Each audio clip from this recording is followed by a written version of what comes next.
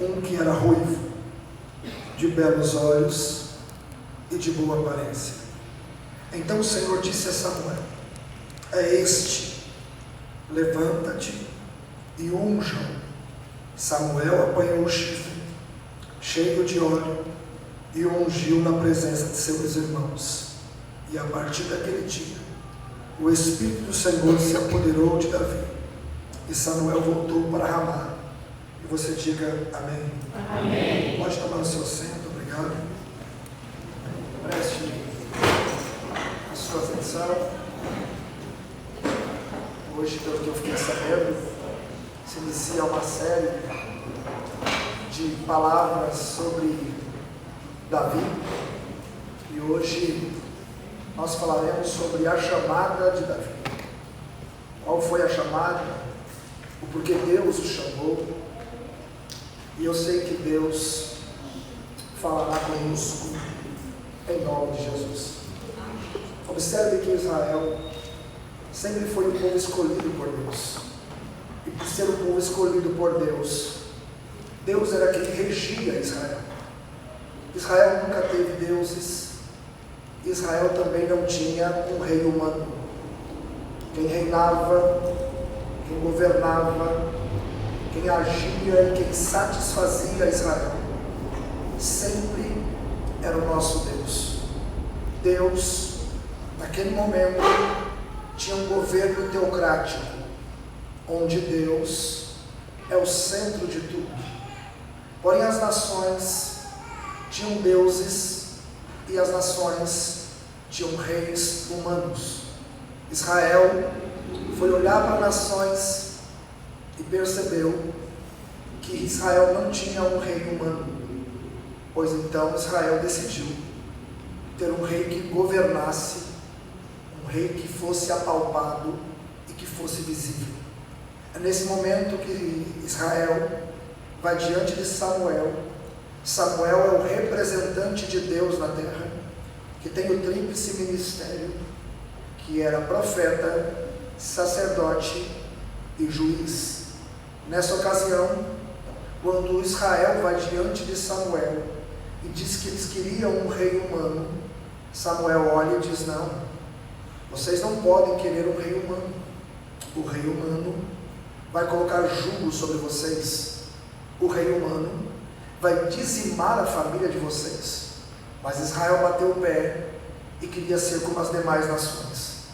Samuel foi diante de Deus e Deus logo disse para Samuel: fique tranquilo, eles não estão rejeitando você, eles estão rejeitando a mim. Mas já que eles querem um rei, levante um rei. E nesta ocasião havia um homem por nome Saul. Saul foi erguido, o primeiro rei de Israel. Só que nós olhamos para a história e percebemos que Saul foi o primeiro rei escolhido.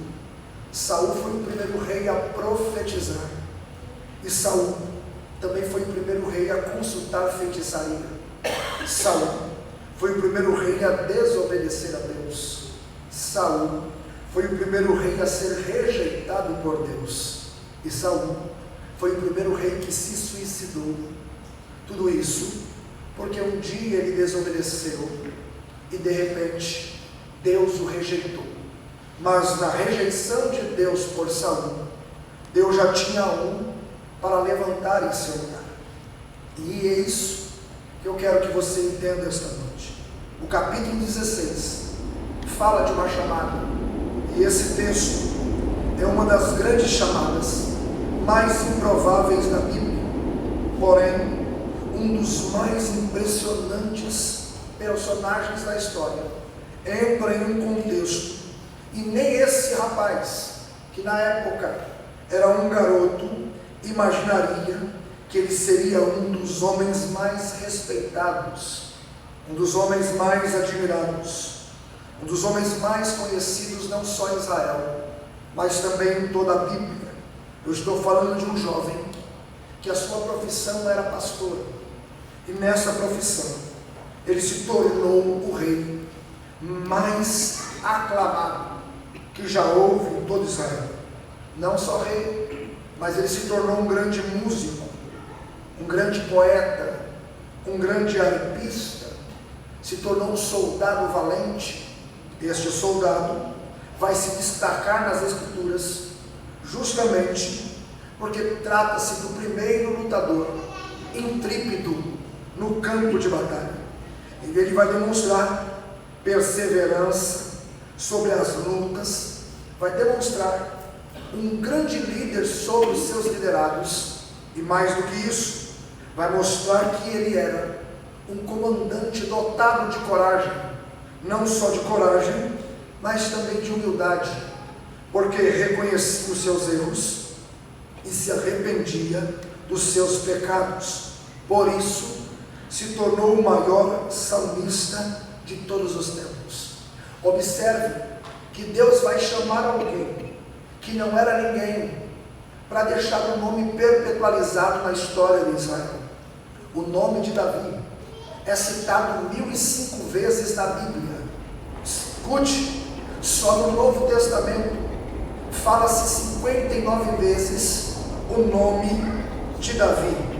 E o que nós precisamos entender, que o Antigo Testamento dedica a esse moço 66 capítulos falando da sua história.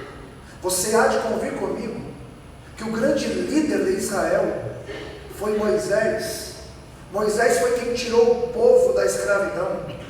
Moisés foi quem Deus deu a tábua dos 10 mandamentos.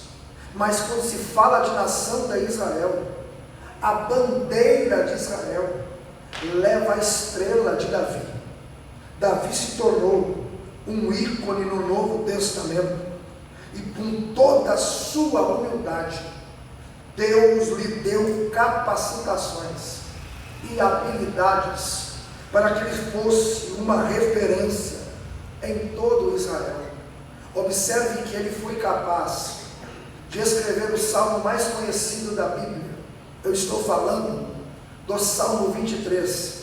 O Salmo 23, ele é mais conhecido do que o livro do Êxodo para os hebreus, quando se fala dos 10 mandamentos.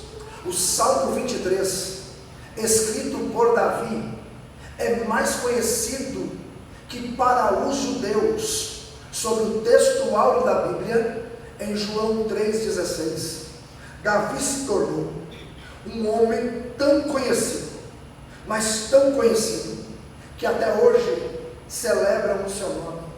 Mas como foi que Deus escolheu um homem que tinha só 16 anos e que era cuidador de ovelhas? É porque quando Deus escolhe, está escolhido. Quando Deus chama, está chamado. Ninguém abate aquele que Deus levanta, de forma que a sua história vai começar justamente nas encostas das antigas montanhas de Israel. Quando olhamos a geografia de Israel, entendemos que Belém na época era uma vila sossegada e esquecida pelo tempo. Deus faz questão de ir em um lugar onde não tinha muita credibilidade. Quando Deus vai a essa cidade, aonde ficava umas outras cidades mais altas do que ela, ou seja, Belém ficava quase 10 quilômetros longe de Jerusalém. Belém ficava 600 metros acima do mar Mediterrâneo. Davi nasce em Belém.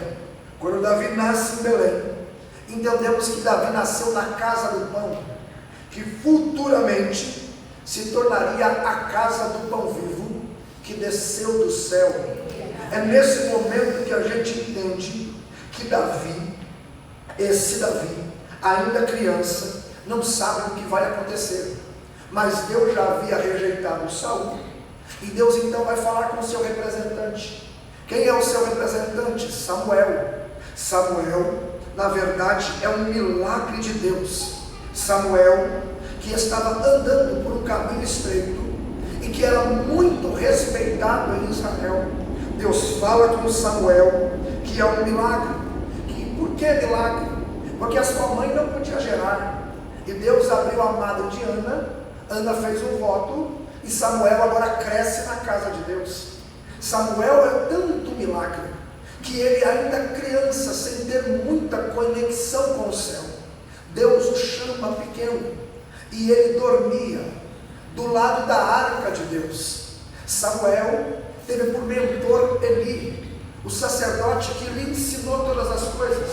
Agora este Samuel, que é o profeta desta geração, ouve Deus. Quando pequeno, achou que era Eli, mas agora com a experiência, sabe conhecer a voz de Deus. Samuel se apresenta diante de Deus, e Deus olha para ele e deixa bem claro: enche o teu vaso de azeite e vem. Nós estamos diante do capítulo 16, onde Deus fala com Samuel. Samuel então enche o vaso de azeite.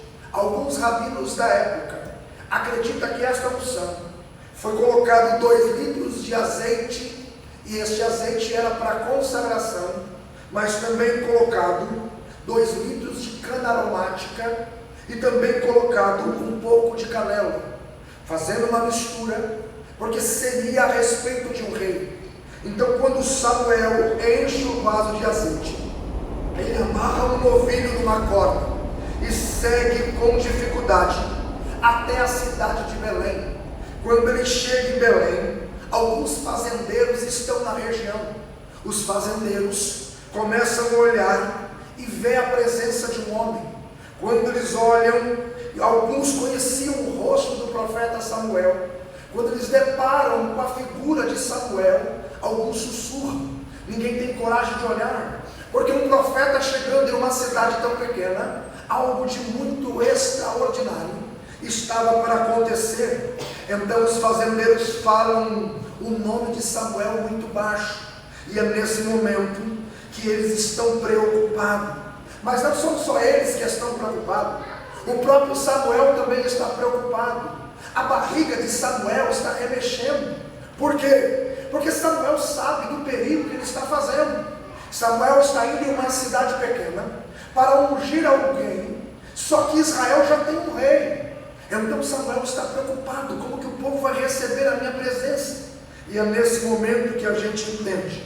Imagine Samuel chamando um dos fazendeiros e perguntando: vocês conhecem um tal de Jessé, o belemita? Sabe aonde ele mora? Alguém aponta a casa de Jessé.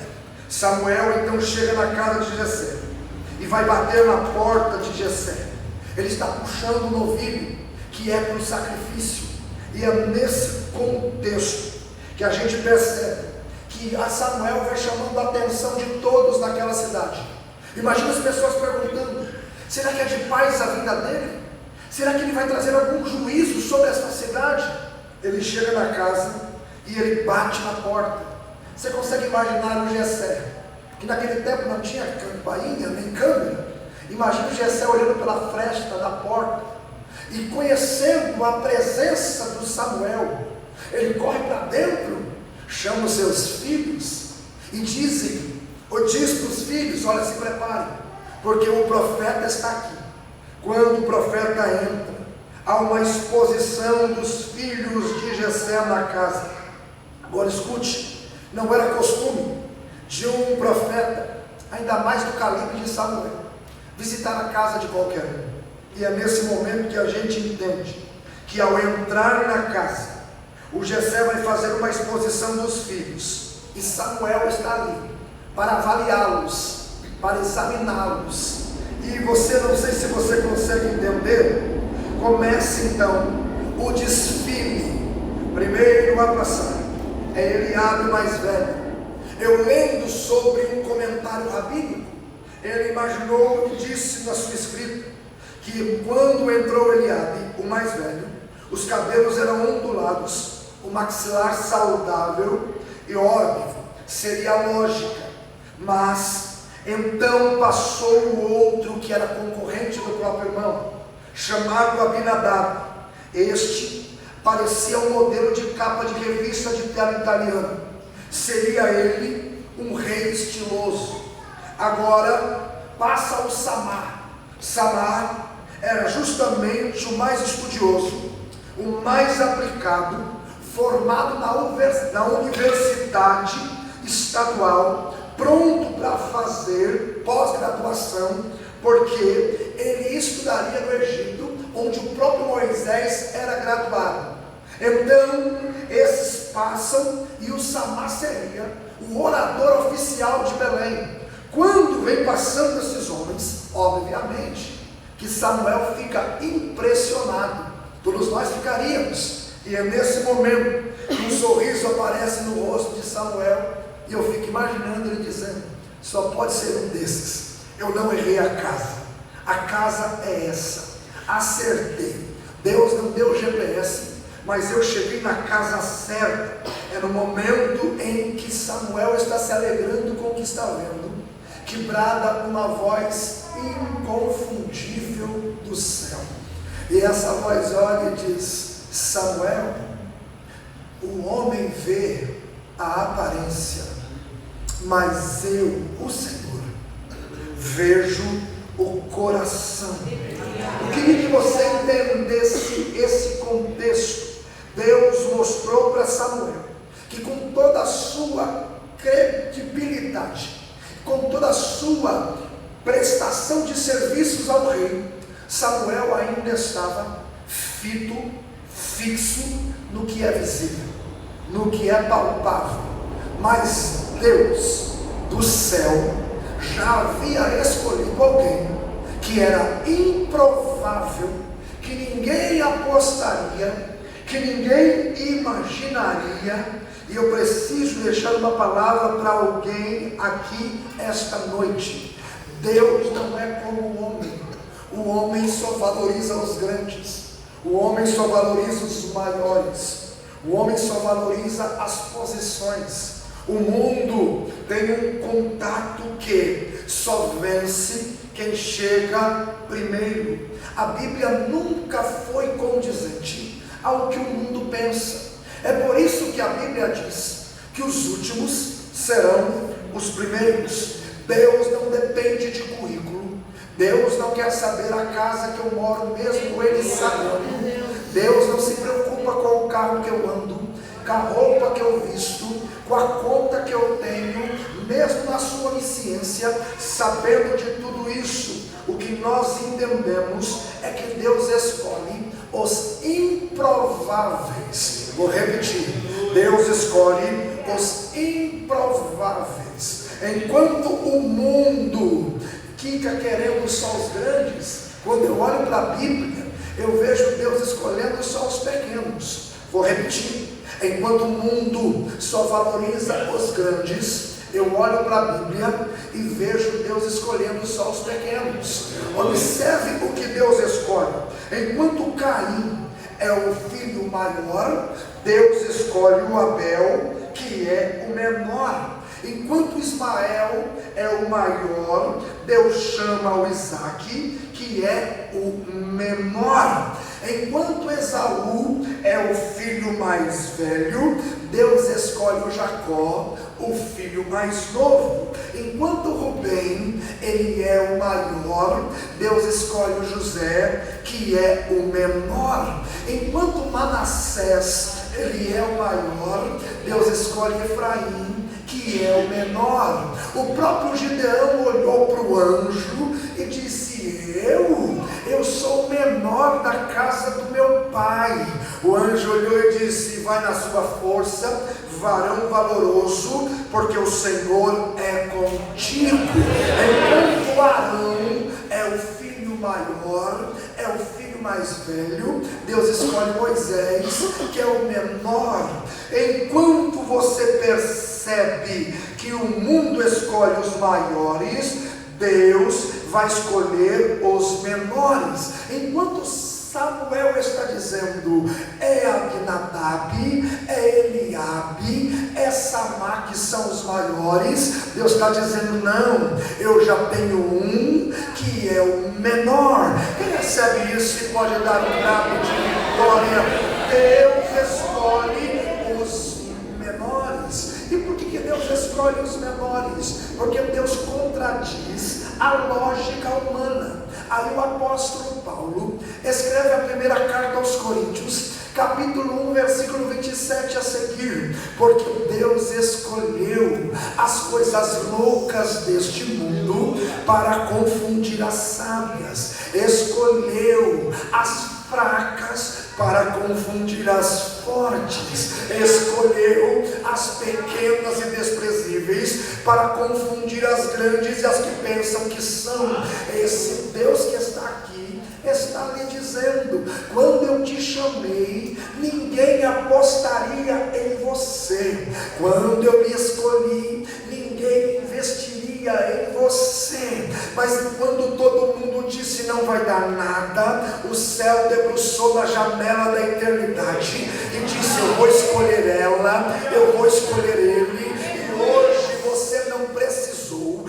de uma seleção como fizeram na Copa do Mundo, não. Você teve um único voto, e o voto foi de Minerva, onde você recebeu a graduação celestial e está aqui porque foi convocado não por pastor, não por pregador, mas pelo Rei dos Reis, pelo Senhor dos Senhores. Se você puder, você deu um grado de vitória, porque você não é um erro, você foi um acerto de Deus na escolha. O acerto de Deus na escolha. Enquanto o povo está escolhendo um homem alto chamado Saul, Deus está escolhendo um baixo chamado Davi. E aqui, irmãos, é só para quem é do céu. Saul foi a resposta do povo para Deus, mas Davi foi a resposta de Deus para o povo. É por isso que quando Deus escolhe, está escolhido. E aqui é interessante porque na casa do Jessé, quem me ouve diga amém. Amém. Davi não está. Só que nasce o Salmo 89. E o verso 20, o salmista expressa dizendo: achei a Davi o meu servo, e o ungi com o meu santo óleo. Ah, gente, enquanto Davi está passando pela rejeição familiar, o céu lhe está lhe acolhendo. E aí Deus diz: achei. Não achei na casa do Jessé, mas achei no pasto.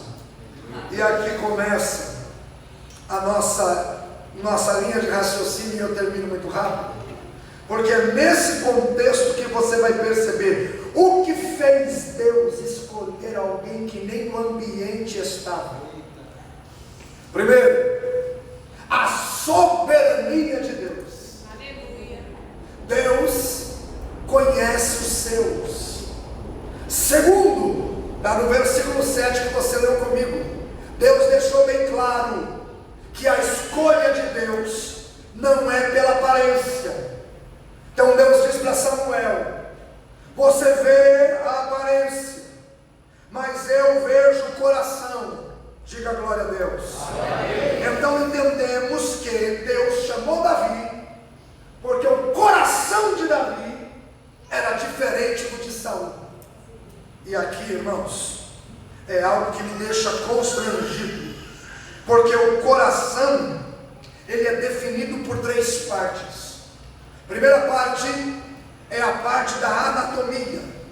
Pela anatomia, o coração é um órgão que pesa 230 gramas, oco, com um músculo que recebe sangue e bombeia por meios ritmados. Quando olhamos o coração pelo homem, a gente entende que a parte central do coração é o âmago do homem, que é a parte íntima do berço dos sentimentos. Mas quando a gente fala de coração perante a Bíblia, deixa claro que o coração é a sede das emoções, da razão e do caráter associado às vontades do seu interior. O problema de muitas pessoas é achar que conhece o coração. O problema de muitas pessoas é achar que domina o sentimento do coração, e não domina. É por isso que tem muita gente que se quebrou. É por isso que tem muita gente que desfaleceu, porque entregou os sentimentos na mão de quem não merecia. E disse o sábio escritor, eu estou falando do profeta Jeremias, Ele escreveu o capítulo 17 e o versículo 9 dizendo que o coração do homem é enganoso. O coração do homem é uma parte que o homem não domina. Ele é enganoso.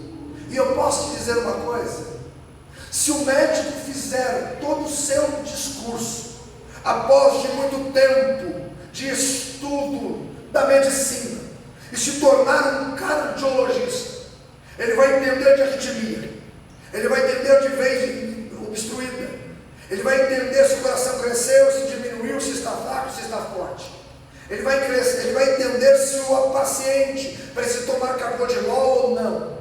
Ele vai saber até fazer um transplante, mas ele não consegue entender o que se passa nas emoções do homem, ou dentro de um coração de um homem.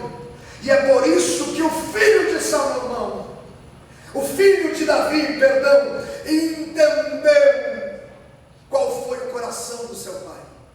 E por entender qual foi o coração do seu pai, ele escreve o livro de Provérbios 4:23, e ele diz a seguinte expressão: sobre tudo o que se deve guardar na vida, guarda o teu coração, porque dele saem os intentos da vida. Carro a gente põe no seguro, casa a gente põe câmera. O que tem que guardar, irmão, é o que está aqui dentro. É por isso que o sábio Salomão escreveu Provérbios 23:26. Olha o que Deus está pedindo para ele: filho meu, dai-me o teu coração. E sabe o que é isso para os judeus?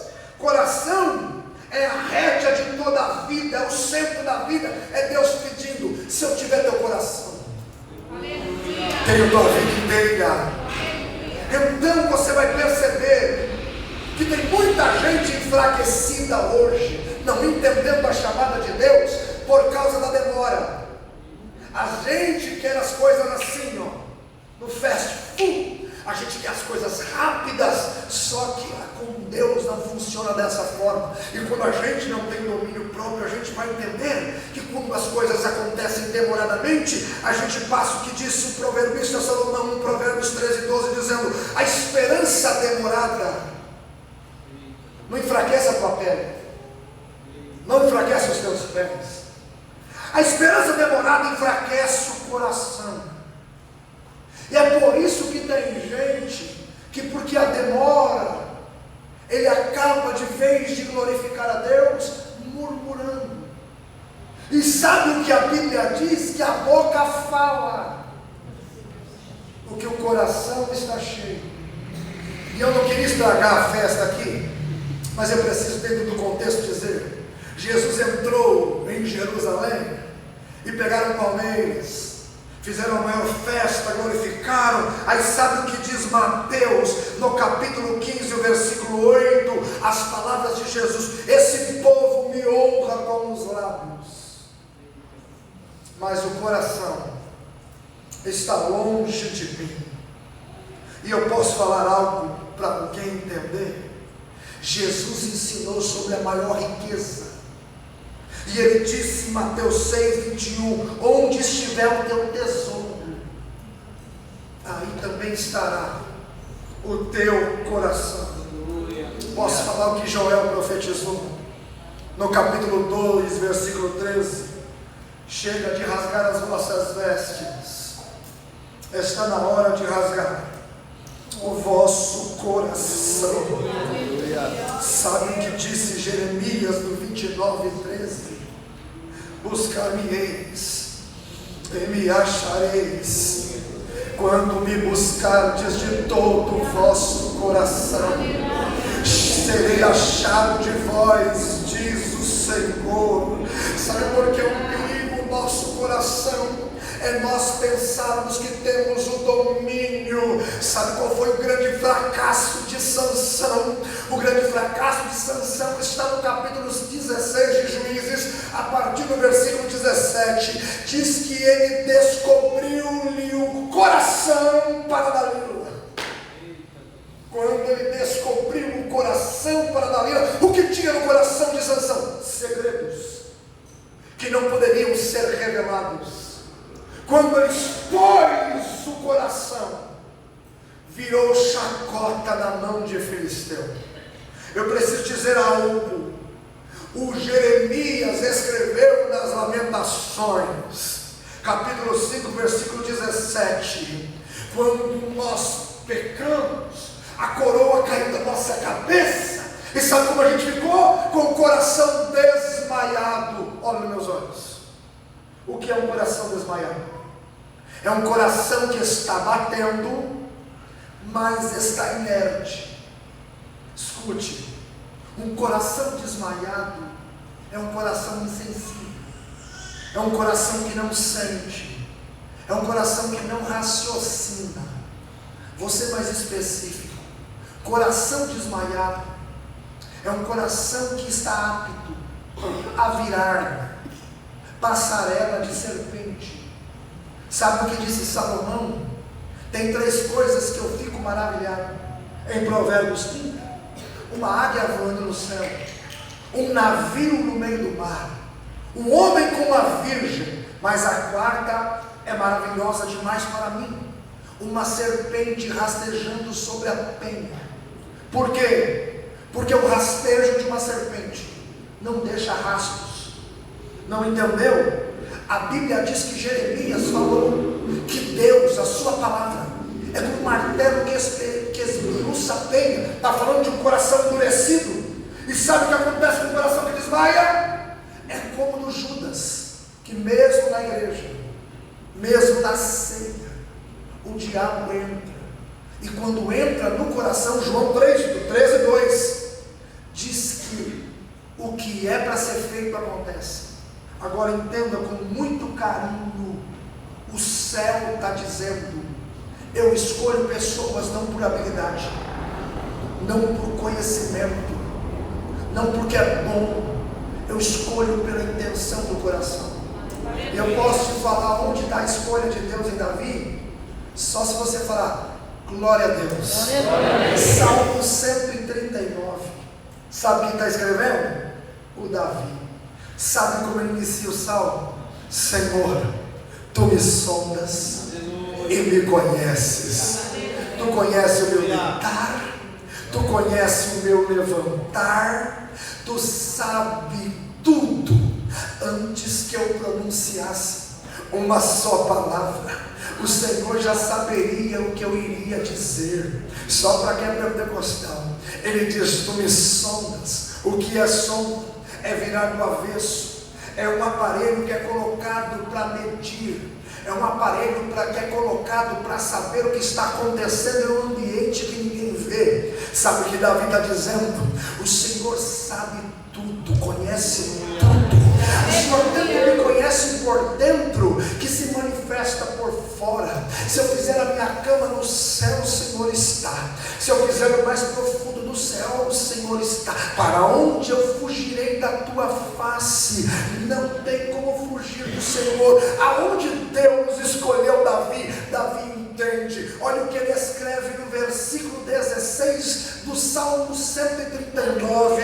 Ele vai olhar com muita destreza e vai escrever: os teus olhos me viram, o meu corpo ainda informe, e a minha história foi escrita no teu livro, quando nenhuma história ainda havia sido escrita. A gente acha que começou lá no pasto, mas Deus já tinha uma história escrita no ventre da mãe de Davi. Eu estou liberando para quem pode dar um brado de vitória. A tua história não começa agora, a tua história não começou quando você aceitou a Cristo, a tua história começou quando Deus olhou para dentro do ventre materno e você era apenas um embrião, e alguém olhou e disse: vai ter um aborto espontâneo, não vai morrer dentro dessa barriga. E Deus te preservou naquele ventre, te deu saúde. Ei, talvez você passou o que eu passei na gestação da minha mãe. Com 7 meses ela caiu da escada, foi muito sangue para todo lado, teve que ter uma gestação com perigo e risco. O médico olhou e disse: essa criança nascerá com defeito, e com 8 meses prematuro. Eu nasci naquela época, não tinha todo o medicamento e todos os aparelhos que existem hoje. Então eu fui tirado na fósfide com ferro, o ferro esmagou a minha cabeça. O médico olhou e disse: olha, nasceu com sopro, até 14 anos de vida eu dou a ele, depois não mais. Já se fazem 50, e eu estou dando glória a Deus, porque quem escolhe é o Deus Criador dos céus e da terra. E eu estou vindo pregar aqui para alguém: não desfaleça, foi Deus quem te chamou, foi Deus quem te chamou, foi Deus quem te escolheu. Homem algum pode abortar aquilo que Deus escolheu. A gente caminha para o final para terminar dando glória a Deus, porque o relógio já é 00:05, eu já vou fazer vigília. Pastor, é 00:05, vamos ir para as 4 da manhã. Eu não sei nem que hora é, mas eu vou terminar, porque nós vamos entender aqui que Deus viu pelo menos 3 qualidades no coração de Davi. Quantas qualidades? 3. Quantas qualidades? 3. Primeiro, Davi mostrou para Deus. Que hora são? 56. Que hora que é para acabar agora? Já? É para parar? Pode parar? A pastora falou que pode continuar. Se o pastor falar, o pastor falou, está falando, irmão. Aí me empolga, pastor. Aí isso me empolga. 3 qualidades Deus enxergou no coração de Davi. Primeira qualidade que Deus enxerga no coração de Davi para a escolha é que Davi era um vencedor sem saber que era. Espera aí, irmãos. Como assim? Vencedor que a gente conhece, e eu vou deixar para o próximo, na quarta-feira, o próximo pastor falar da vitória pública. Davi venceu no anonimato da vida, e isso é muito forte. Porque às vezes a gente quer só no pódio, só com o canudo na mão. É ou não é, pastor Fábio? Só assim. Davi venceu no anonimato. Davi venceu no momento em que ninguém via. Quais foram as vitórias de Davi? Rejeição familiar. Ou você não percebeu que no texto está todo mundo em casa? Os 7 filhos, ele é o 8º, ele não está. Se você parar para pensar, olha a resposta: tem um que está lá no campo, nem falou o nome. Davi passou pela rejeição familiar. Davi passou e venceu, porque Abinadab é o mais velho, e todo filho, eu como sou filho único não sei, mas aqueles que já falaram comigo, sempre o mais novo se espelha no mais velho. Mas o Abinadab não incentiva Davi. O Abinadab é sarcástico. O Abinadab desmerece Davi. E Davi continua vencendo sobre a rejeição. Continua vencendo sobre o escárnio. Continua vencendo sobre o desprezo. Só para quem é do céu. Davi não fica complexado. Davi não fica traumatizado. Davi não fica depressivo. Davi não se isola no quarto escuro. Não, ele vai trabalhar. Aleluia. Quem entende?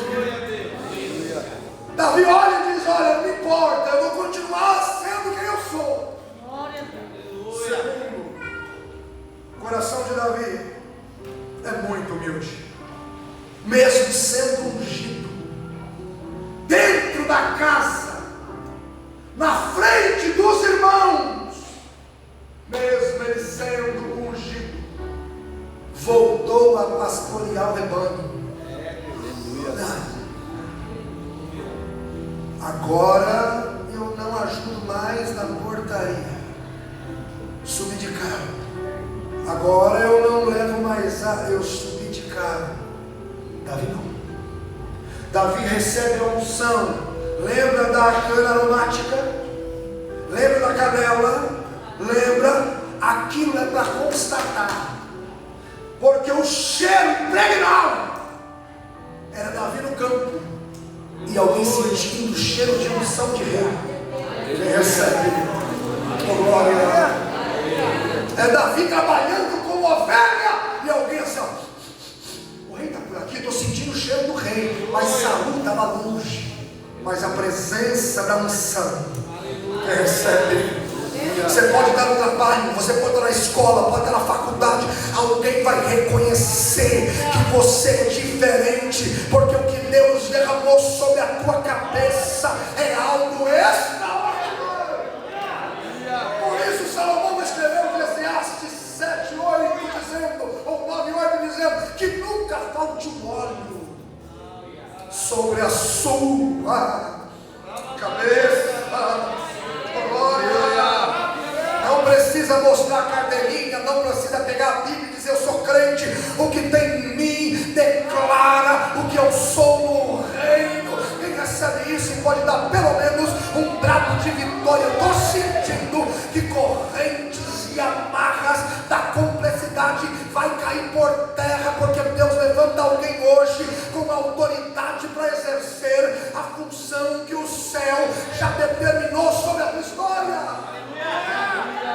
Ouvindo o barulho de glória, ouvindo o barulho de aleluia, ouvindo o barulho de glória a Deus. A unção que foi derramado na cabeça de Davi não deixou ele maior, não deixou ele inchado, ele continuou com os mesmos princípios, ele não saiu daquilo que ele tinha como conhecimento, como obediência familiar, e isso alegrou o coração de Deus.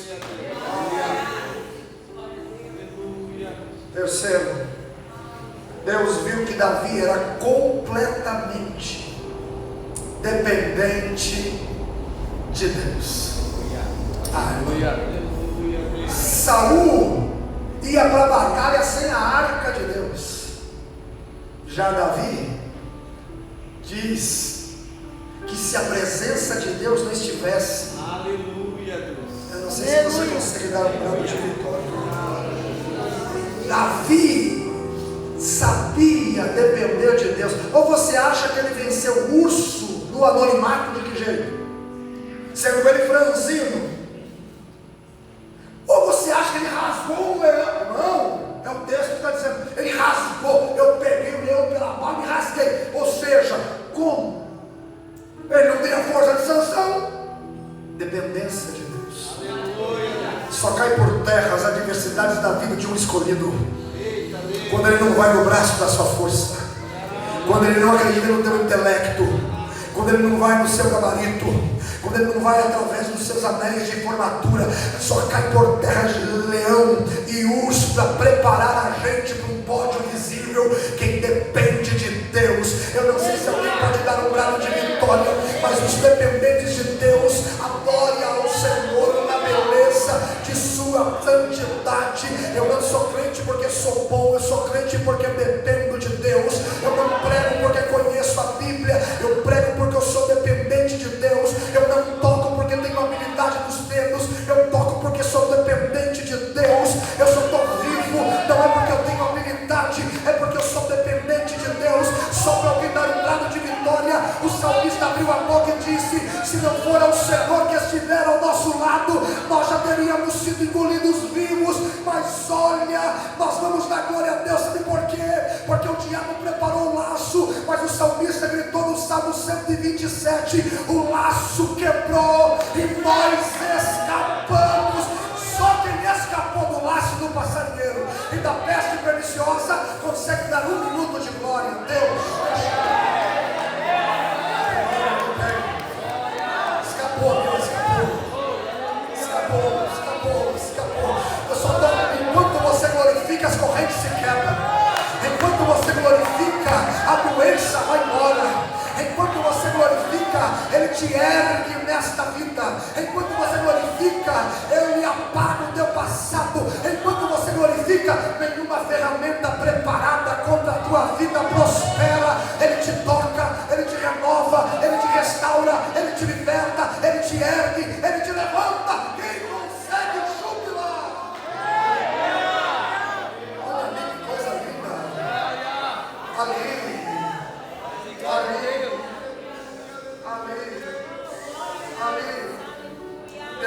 aqui agora.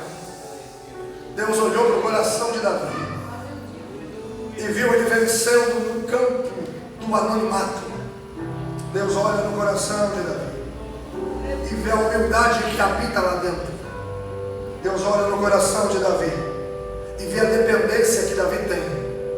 Então a gente termina dizendo: Deus olhou para Davi e viu que Davi reconhecia não só os momentos de vitória, mas reconhecia os momentos de fracasso. Você consegue dar um brado de vitória? E é no coração de Davi que brota o Salmo 51, e especificamente o versículo 2, quando ele diz, depois de um tombo, depois de alguém dizer, nunca mais se levanta, ele escreve: lava-me das minhas iniquidades e purifica o meu pecado. E eu sei que eu fui formado em pecado. Verso 7: mas lhe peço, me purifica com sopo e cria em mim um coração puro, e não tire de mim o teu Santo Espírito. Então lança fora da tua presença se teu Espírito não permanecer em mim. Eu não sei se alguém consegue dar um brado de vitória, eu não sei se alguém consegue dar um glória a Deus, mas ele tem a capacidade de abrir o coração e escrever o Salmo 145 e dizer: eu te exaltarei, ó Deus, Rei meu, e bendirei o teu nome pelo século dos séculos. A atitude de Davi, passaram-se mais de 4.000 anos e estamos aqui falando sobre o seu legado, e é só quem pode dar um brado de vitória, como Deus qualifica a chamada de Davi, o apelidando: Davi será conhecido como um homem segundo o meu coração. Você consegue se colocar de pé para a gente dar glória a Deus? Você consegue se colocar de pé para a gente dar um brado de vitória?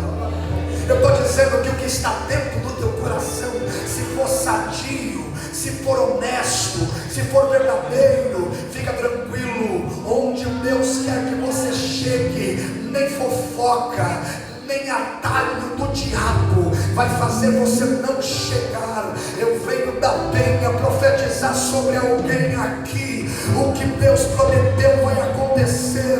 Quando Deus te ergueu, Ele já tinha no seu currículo um homem e uma mulher de Deus. Então erga a cabeça, moça, erga a cabeça, rapaz, adore aquele que é todo poderoso, que escolhe quando ninguém escolhe, que chama quando ninguém chama. Eu sei que a gente é pequeno, mas a nossa oração é essa: eu sou pequeno, mas Ele é grande.